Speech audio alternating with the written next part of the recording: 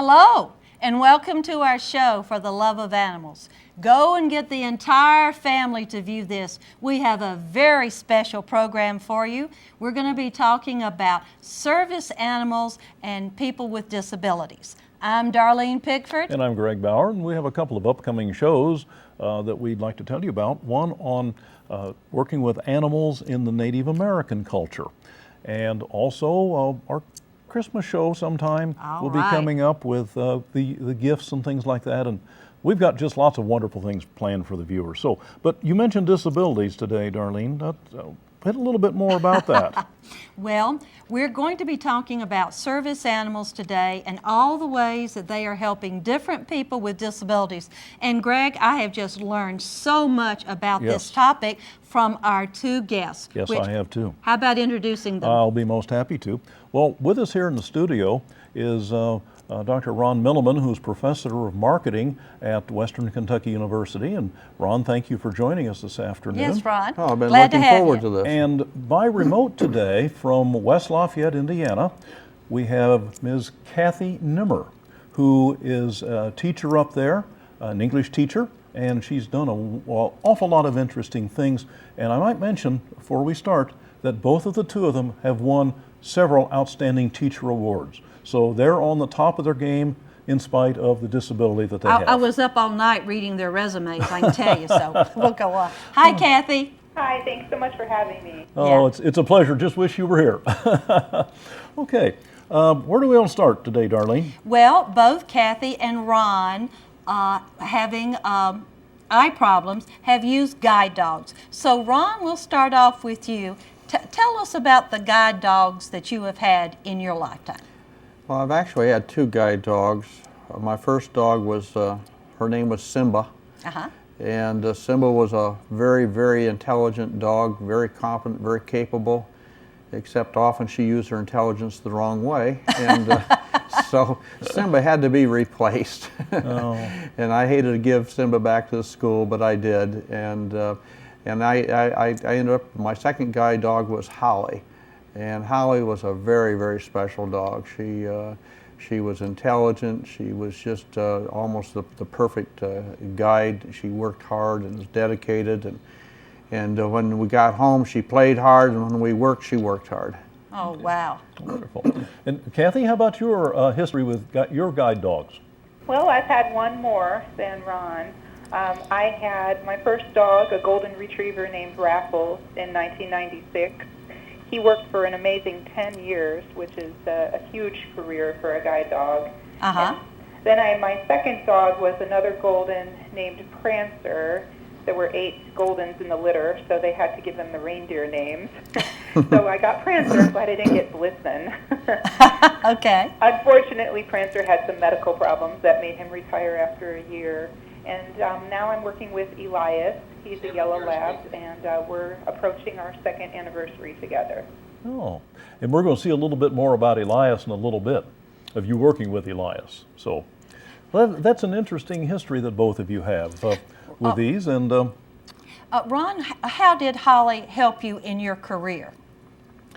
Well, Holly was my guide dog when I was going to undergraduate school, but mostly through through my graduate experience at Arizona State University. That's where I did my master's, my PhD.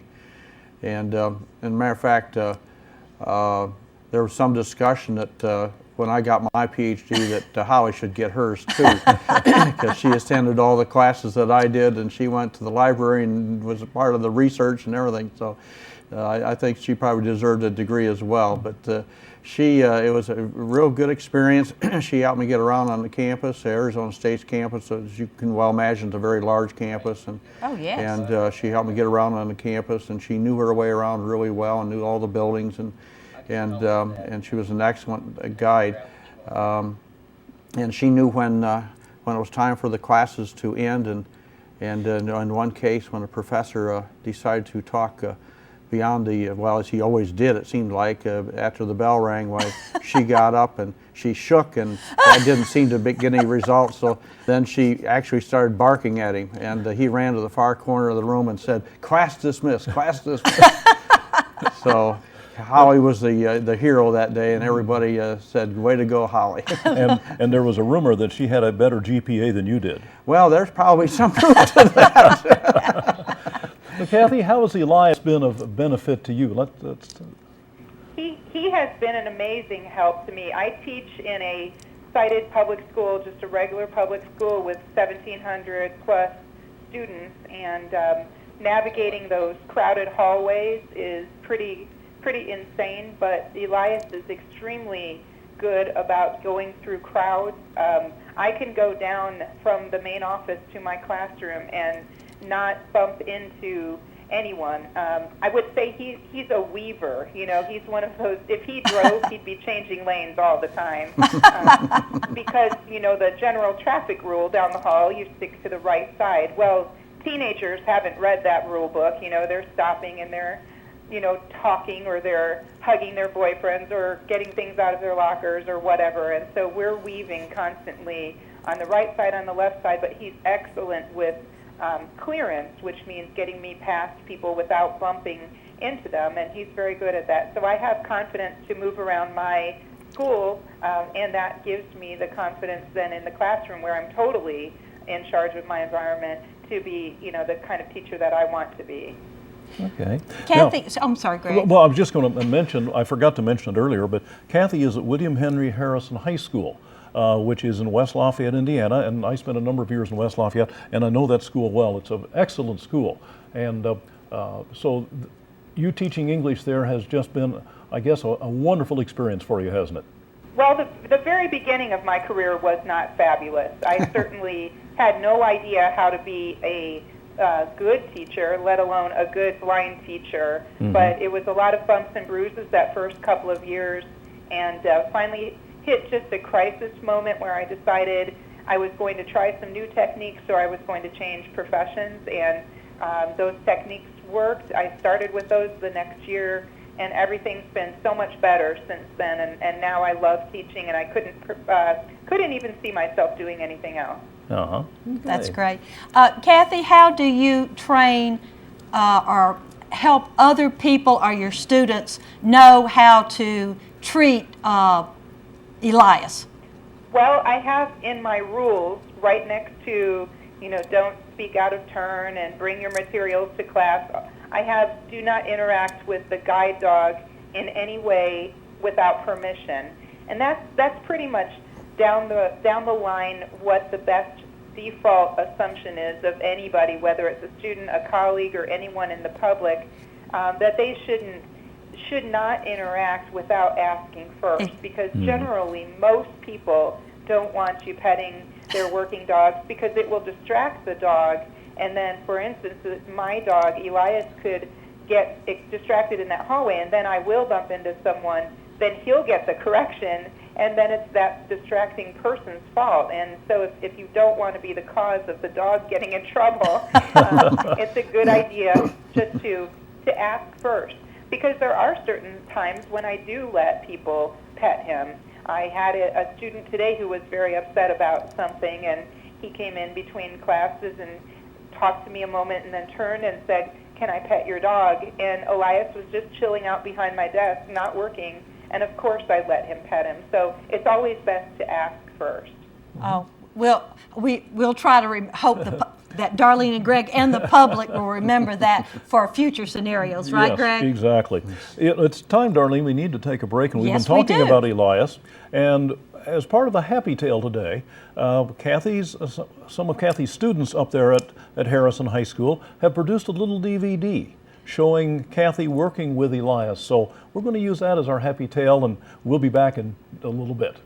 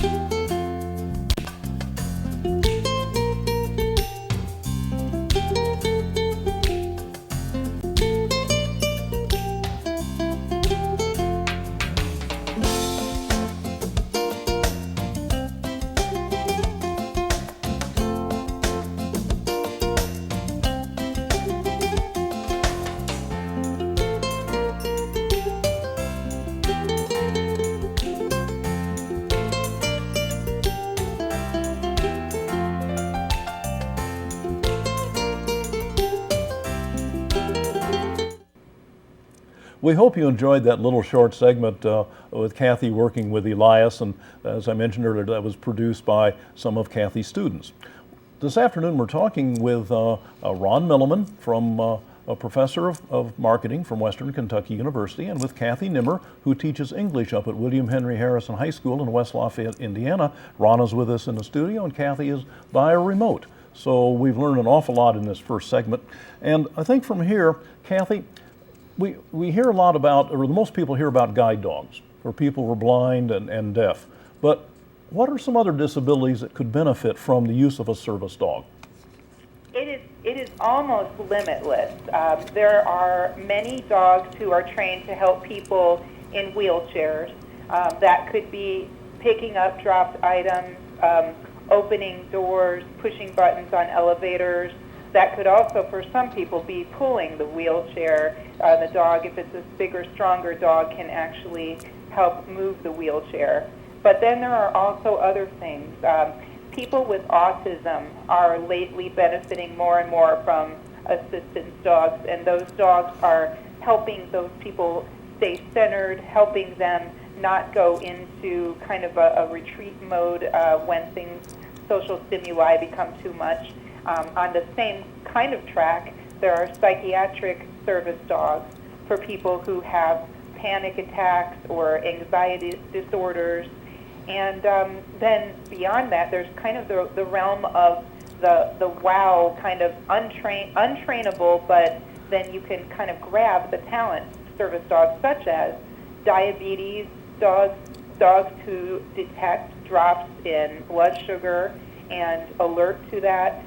Seizure assist dogs are trained to notice a seizure and then help by bringing bottles of medicine or a helmet or whatever, but a lot of those dogs pick up the ability to alert to those seizures by sensing some kind of a chemical change, and then they can often signal a possible issue before it happens. So, and there are many more. That's just the tip of the iceberg. Wow. Oh, that's amazing. Yeah. Oh. I know you were telling me about some people with, the stories of some people who've had are getting dogs to help them. Tell us in particular about a person named Max. Max is incredible. He is a survivor of the Holocaust, and for his whole life, he did not want a guide dog. He's blind.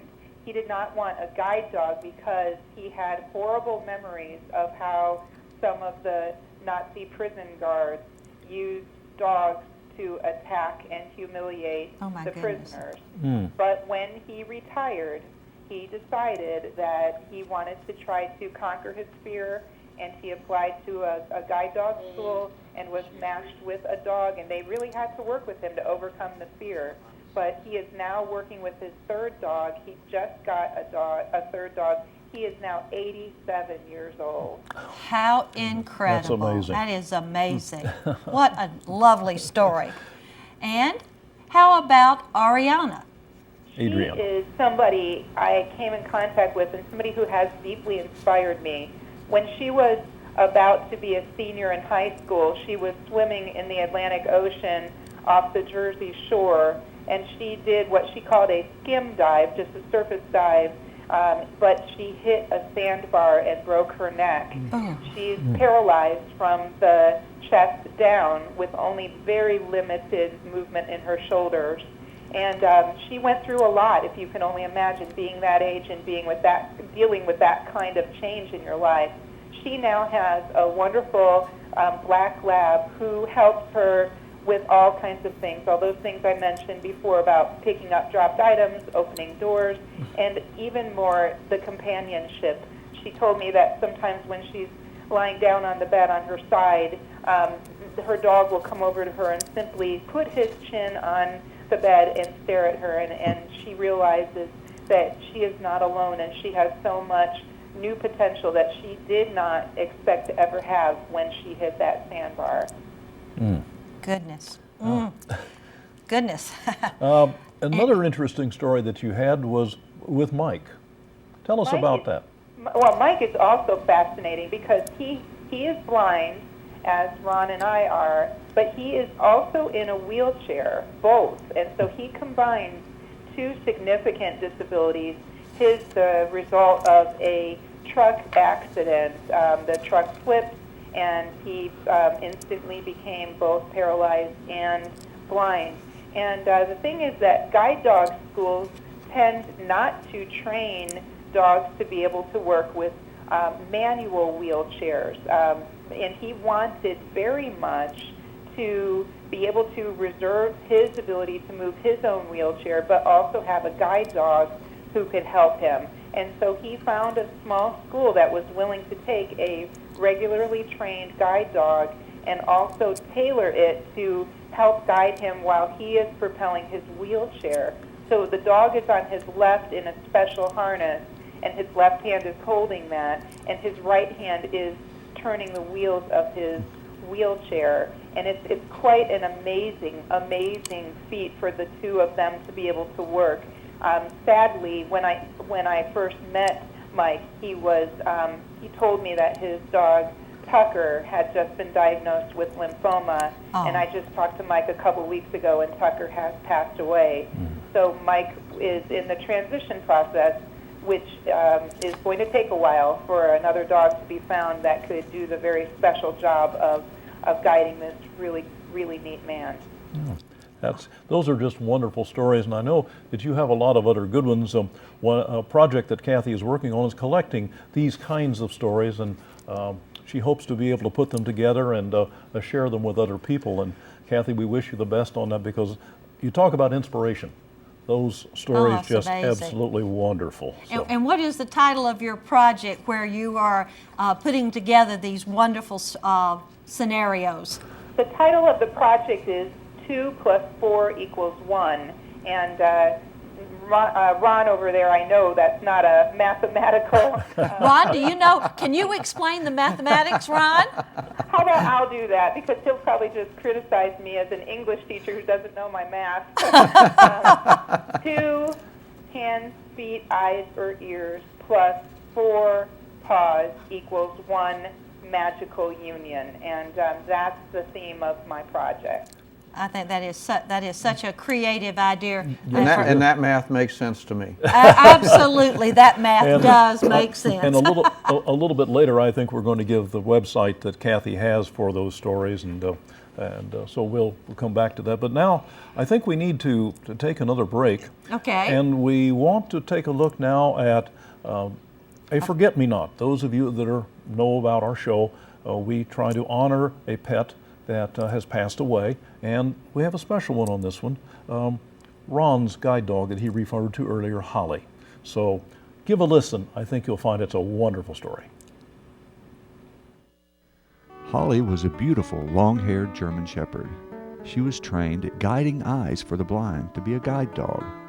Holly was unusually easygoing, very mellow, especially for a big, almost 90-pound German Shepherd. What I liked most about Holly is that she was always 100% reliable, dependable. She was a good guide.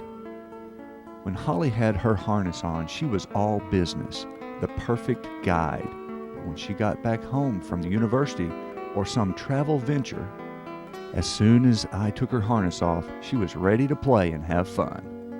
She and our little pet poodle, Princess, were best buddies and loved to play together. I purchased a big shop vac vacuum cleaner, originally to help keep my workshop clean, but because Holly had such long hair and she tended to shed a lot, I decided to try to run the shop vac over her to sweep up the loose hair. Much to my surprise, Holly loved it. In fact, she loved it so much that she decided the shop vac was hers, and I could never turn it on without her getting in the way, insisting on running it over her furry coat. So whenever I wanted to sweep up my workshop, I first had to put Holly in a room of the house and shut the door so she couldn't get out. I have lots of wonderful Holly stories and memories.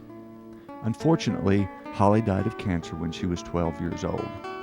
She was nearly 2 years old when I first got her from Guiding Eyes for the Blind, so Holly and I had a little over 10 really special years together as a team. It took me a long time to get over losing Holly. Actually, I still miss her, and she's been gone now for many years. Welcome back.